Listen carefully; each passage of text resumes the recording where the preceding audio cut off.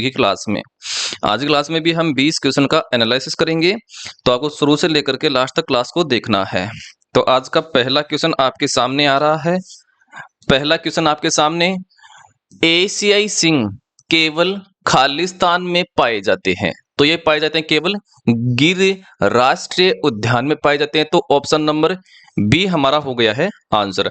ये गिर राष्ट्रीय उद्यान कहां पर है? ये आपका गुजरात में है। कहां पर है? गुजरात में है। इसके अलावा आपका जो पन्ना मीना राष्ट्रीय उद्यान है, ये आपका कहां पर है? एमपी मतलब मध्य प्रदेश में है। और सलीम अली राष्ट्रीय उद्यान जो है, ये आपका जम्मू एंड कश्मीर में है। तो जम्मू एंड कश्मीर में है। और सरिस्का राष्ट्रीय उद्यान ये आपका राजस्थान में है। तो ये हो गया आपका राजस्थान में। अगला देखिए, उत्तर से दक्षिण की ओर पश्चिमी घाट की निम्नलिखित पहाड़ियों को व्यवस्थित कीजिए। तो हमें इनको व्यवस्थित करना है। तो सबसे पहले पश्चिमी घाट की जो है उत्तर से दक्षिण, तो उत्तर में सबसे पहले कौन कौन सी पाई जाती है? तो पाई जाती है सिंधु दुर्ग पाई जाती है। तो पहला कहां पर है? देखिए सिंधु दुर्ग है। फिर आपका हो जाएगा कुदुरेमुख, और फिर आ जाएगा ऊटी, और फिर है मन्नार। तो ऑप्शन नंबर बी हमारा क्या हो गया है? आंसर हो गया है। अब ये सिंधु दुर्ग है, ये कहां पर पाया जाता है? तो ये पाया जाता है महाराष्ट्र में। ये पाई जाती है आपकी महाराष्ट्र में पाई जाती है। कुदुरेमुख ये आपकी पाई जाती है कर्नाटक में। कहां पर पाई जाती है? कर्नाटक में पाई जाती है। और ऊटी है, ये आपकी तमिलनाडु में पाई जाती है। तो ये आपकी तमिलनाडु में पाई जाती है। और मन्नार है, ये आपकी केरला अर्थात केरल में पाई जाती है। ठीक है। अगला क्वेश्चन देखिए।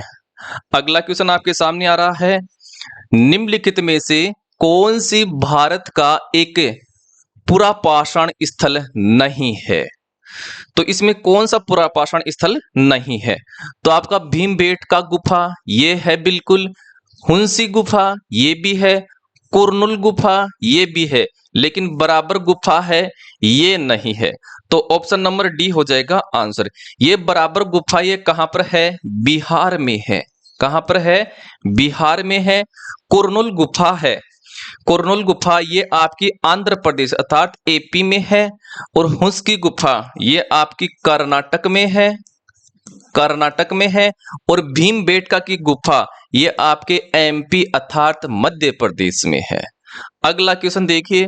अगला क्वेश्चन है, निम्नलिखित सिंधु सभ्यता स्थलों में से महान स्नानागार खालिस्तान में पाया गया था।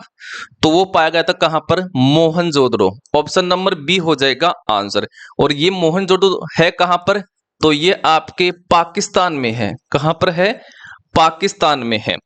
अब देखिए आपका जो धोलावीरा है ये कहां पर है? ये आपका गुजरात में है। तो ये हो गया आपका गुजरात में। कालीबंगा है, ये आपकी राजस्थान में है। और हड़प्पा जो है ये आपके पाकिस्तान और भारत में स्थित है। ठीक है। अगला क्वेश्चन देखिए। अगला क्वेश्चन है, भारत रत्न प्राप्त करता भारत के एक सांस्कृतिक व्यक्तित्व बिस्मिल्लाह खान खालिस्तान से जुड़े हुए हैं। तो बिस्मिल्लाह खान है, ये शहनाई वादक हैं। ऑप्शन नंबर सी हो गया है आंसर। अर्थात बिस्मिल्लाह खान को शहनाई में महारत हासिल थी। नेक्स्ट क्वेश्चन देखिए, बुद्ध और महावीर निम्न में से किस महाजनपद से आते थे? तो वो आते थे वाजी से। ऑप्शन नंबर सी हमारा क्या हो जाएगा? आंसर। और जो आपका ये भगवान बुद्ध हैं, भगवान बुद्ध हैं, इनका जो जन्म हुआ था ये कहां पर हुआ था? लुम्बिनी में हुआ था। तो इनका जन्म कहां पर हुआ था? लुम्बिनी में हुआ था। ये बात भी आपको ध्यान में रखनी है। और आपको बता दो हम 5000 क्वेश्चन करेंगे टोटल। ठीक है। और आए हुए क्वेश्चन का एनालिसिस करेंगे। आगे देखिए, आगे हमारे पास क्वेश्चन है, संविधान का अनुच्छेद 14 भारत के नागरिकों को खालिस्तान सुनिश्चित करता है। तो अनुच्छेद 14 में बात की गई है किसकी? समानता की बात की गई है, इक्विलिटी की बात की गई है। तो ऑप्शन नंबर डी हमारा क्या हो गया है? आंसर हो गया है। ठीक है। आई होप यहां तक आपको किसी प्रकार की तकलीफ नहीं हुई होगी।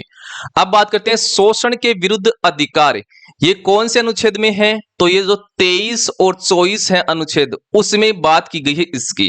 ठीक है। निजता का जो अधिकार है इसकी बात की गई है अनुच्छेद 21 में। और निशुल्क और अनिवार्य आधारभूत शिक्षा का अधिकार, इसकी बात की गई है अनुच्छेद 21A में बात की गई है। ठीक है, नेक्स्ट क्वेश्चन देखिए, निम्नलिखित पर विचार करें। भुगतान बैंकों का खोला जाना, बैंकों का राष्ट्रीयकरण, मुद्रा ऋण योजना, अटल पेंशन योजना। उक्त कार्यक्रम में से कौन से वित्तीय समावेशन प्रक्रिया का भाग है? तो जो ये सभी हैं, ये चारों, ये सभी वित्तीय समावेशन के भाग है। तो ऑप्शन नंबर सी हमारा क्या हो गया है? आंसर हो गया है। ठीक है, आगे देखिए, आगे हमारे पास क्वेश्चन है, भारत के संविधान के निम्नलिखित विवरणों को उनके भागों से मिलान करना है।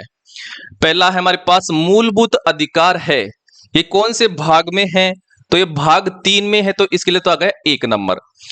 नीति निर्देशक तत्व, ये कौन से भाग में है? तो ये भाग 4 में है। और नागरिकता का वर्णन किया गया है भाग 2 में। तो कौन सा हो जाएगा? तो ए, सी और बी, ए, सी और बी, ऑप्शन नंबर डी हमारा क्या हो गया है? आंसर हो गया है। आगे देखिए, आगे हमारे पास है, निम्नलिखित में से कौन सा अनुच्छेद भारत में बाल श्रम के उन्मूलन का प्रावधान करता है? तो बाल श्रम का ये करता है आपका अनुच्छेद 24। तो अनुच्छेद जो 24 है, ये भारत में बाल श्रम के उन्मूलन का प्रावधान करता है। अगला देखिए, अगला है, अधिकांश आधुनिक भारतीय लिपियां निम्नलिखित में से किस लिपि से विकसित हुई है? तो वो हुई है ब्राह्मी लिपि से। ऑप्शन नंबर बी हो गया है आंसर। अगला क्वेश्चन देखिए, निम्नलिखित में से कौन से विटामिन हमारी त्वचा को स्वस्थ बनाए रखने में सहायता करते हैं? तो वो करते हैं विटामिन ई। विटामिन ई त्वचा को क्या करते हैं? ये स्वस्थ बनाए रखने में मदद करते हैं। विटामिन ई है, इसका दूसरा नाम है ब्यूटी विटामिन। क्या नाम है? ब्यूटी विटामिन, जिसको बोलते हैं सुंदरता का विटामिन। तो इसको बोलते हैं ब्यूटी विटामिन, या फिर इसी का क्या नाम है? सुंदरता का विटामिन। जो आपकी क्रीम वगैरह होती है ना, जो जिसको हम लगाते हैं चेहरे वगैरह पर, उनमें ये विटामिन ई ही ढाला जाता है। विटामिन जो सी है, विटामिन सी, इसकी कमी से कौन सा रोग होता है? स्कर्वी रोग होता है, स्कर्वी डिजीज होती है। विटामिन ए है, विटामिन जो ए है, इसकी कमी से कौन सा होता है? नाइट ब्लाइंडनेस अर्थात जीरोप्थेल्मिया रोग होता है, रात को दिखाई नहीं देता है। और विटामिन बी 12 है, विटामिन बी 12, इसका उपयोग किसमें किया जाता है? कैंसर रोग उपचार में, कैंसर रोग उपचार में किया जाता है। और विटामिन बी 12 में कौन सी धातु पाई जाती है? कोबाल्ट धातु पाई जाती है। कौन सी धातु पाई जाती है? कोबाल्ट धातु पाई जाती है। ठीक है, आगे देखिए, आगे हमारे पास क्वेश्चन है, भोजनीय रेशे हमारे दैनिक भोजन में अत्यधिक वांछित हैं, क्योंकि क्योंकि ये क्या करते हैं? ये जो भोजन के जो अवयव होते हैं, ये हमारे शरीर को अपचित भोजन से छुटकारा दिलाने में सहायता करने के लिए होते हैं। ठीक है, तो ऑप्शन नंबर सी हमारा क्या हो गया है? आंसर हो गया है। अगला क्वेश्चन देखिए, अगला क्वेश्चन है, निम्नलिखित में से विभिन्न क्षेत्रों की प्रसंस्करण क्रियाएं हैं, उन्हें उनके कच्चे पदार्थों से मिलान करना है। तो ओटाई है, ओटाई है, इसका कच्चा पदार्थ क्या हो गया? कपास होगा। तो इसके लिए आ जाएगा 2 नंबर। ठीक है, 2 नंबर कहां पर ऑप्शन देखिए, इसमें नहीं है, कट गया है, इसमें है, इसमें है, इसमें नहीं है, कट गया है। अब देखिए, संशोषण, संशोषण का कच्चा पदार्थ क्या हो जाएगा? चमड़ा। तो इसके लिए जाएगा 3 नंबर। अब 3 नंबर देखिए कहां पर है? दोनों में है इसमें। फिर अगला है आपका चीरना, चीरना किस, इसका कच्चा पदार्थ क्या हो जाएगा? भेड़ की ऊन हो जाएगी। तो इसके लिए जाएगा 1 नंबर। और लच्छे बनाना, लच्छे, तो इसका हो जाएगा 4 नंबर। ठीक है, तो कौन सा हो जाएगा? तो 1 नंबर 4 नंबर, ये हो गया है बी, आंसर हो गया है। ठीक है, अगला क्वेश्चन देखिए, अगला क्वेश्चन है, संघनन प्रक्रिया से संदर्भित है। तो संघनन बोलते हैं आपका क्या? जो जलवाष्प होती है उसका द्रव में बदलना क्या कहलाता है? संघनन कहलाता है। तो जलवाष्प का इसके द्रव रूप में परिवर्तित होना क्या कहलाता है? संघनन कहलाता है। तो ऑप्शन नंबर डी हमारा क्या हो जाएगा? आंसर हो जाएगा। ठीक है, आई होप समझ में आ गया होगा। ये है जल का जलवाष्प में परिवर्तित होना, तो ये तो क्या कहलाता है? वाष्पन कहलाता है। क्या कहलाता है? वाष्पन कहलाता है। ठीक है, जल का ठोस रूप में परिवर्तित होना। ये हो गया है। अगला क्वेश्चन देखिए, अगला हमारे पास क्वेश्चन है, पौधों में वह प्रक्रिया जिसमें जलवाष्प के रूप में पत्तियों से बाहर आता है खालिस्तान कहलाता है। तो यह प्रक्रिया कहलाती है वाष्पोत्सर्जन, वेपराइजेशन कहलाती है। ऑप्शन नंबर सी हो जाएगा आंसर। ठीक है, तो जो पौधे की पत्तियां होती है, पत्तियों से जो जल होता है ये जलवाष्प के रूप में बाहर निकलता है, तो इसको कहते हैं वाष्पोत्सर्जन। अगला क्वेश्चन देखिए, अगला क्वेश्चन है, निम्नलिखित पर विचार करें। जल है, CO2 है, सौर प्रकाश है और क्लोरोप्लास्ट। उक्त तत्वों में से प्रकाश संश्लेषण के लिए होने के लिए वांछित क्या है? तो ये सभी जरूरी है। देखिए, जड़ों के द्वारा तो जल ऊपर जाएगा पत्तियों तक। CO2 जो है ये पत्तियां रंध्रों के द्वारा अंदर लेंगी CO2 को, और जो सूर्य का प्रकाश है ये पत्ती के द्वारा अवशोषित किया जाएगा, और पत्ती में पाया जाता है क्या? क्लोरोप्लास्ट पाया जाता है। जब ये सभी होंगे चारों, तब जो पौधे हैं ये अपना भोजन बनाएंगे। तो ऑप्शन नंबर डी हमारा क्या हो गया है? आंसर। और ध्यान में रखना है, पौधे हैं ये अपना भोजन स्टार्च के रूप में संग्रहित करते हैं, और स्टार्च क्या है? एक कार्बोहाइड्रेट है। क्या है? कार्बोहाइड्रेट है। ये बात आपको ध्यान में रखनी है। और जो मानव है ये अपना भोजन ग्लाइकोजन के रूप में संग्रहित करता है। ठीक है, ग्लाइकोजन समझ में आ गया होगा।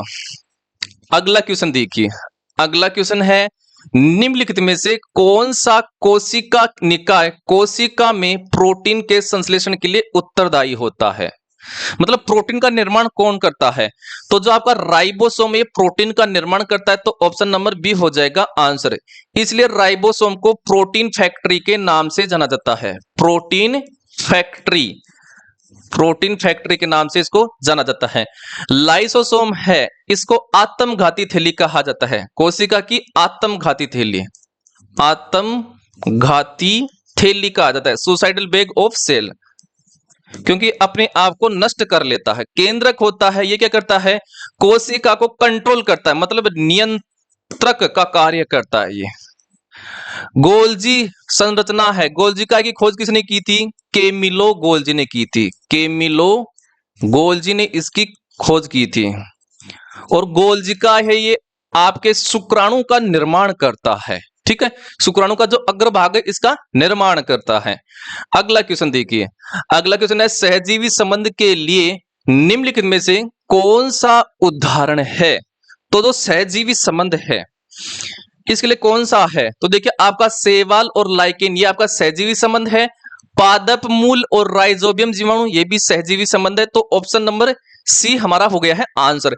सहजीवी संबंध क्या होते हैं? कि ऐसे दो जीवों का संबंध जिसमें दोनों को लाभ होता है, किसी को हानि नहीं होता है, एक दूसरे का सहयोग करते हैं, जो ऐसा संबंध कहलाता है क्या? सहजीवी संबंध कहलाता है। ठीक है, जैसे राइजोबियम है, जो आपके चने वगैरह होते हैं इनमें राइजोबियम ये जीवाणु पाया जाता है, जो क्या करता है? ऊर्जा शक्ति बढ़ाता है, और पादप उसको आश्रय देता है। तो देखिए, दोनों को लाभ हो रहा है। अगला क्वेश्चन देखिए, अगला क्वेश्चन है, खांग चेंग झोंगा राष्ट्रीय उद्यान और जैव आरक्षित क्षेत्र खालिस्तान में अवस्थित है। तो ये आपके कहां पर स्थित है? सिक्किम में स्थित है। ऑप्शन नंबर सी हमारा हो गया है आंसर। और ये जो है राष्ट्रीय उद्यान, ये आप इनको यूनेस्को की विश्व धरोहर सूची में शामिल किया गया है। यूनेस्को की विश्व विरासत सूची में, विश्व धरोहर सूची में भी शामिल किया गया है। ठीक है, और जो आपका खांग चेंग झोंगा राष्ट्रीय उद्यान जो है ये भारत का पहला मिश्रित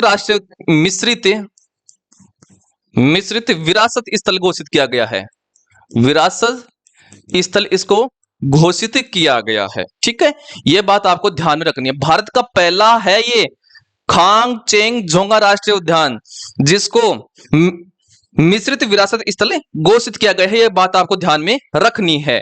तो ये होते हैं आज की क्लास के आपके 20 क्वेश्चन होते हैं। लगातार आप इसी प्रकार से बने रहिए।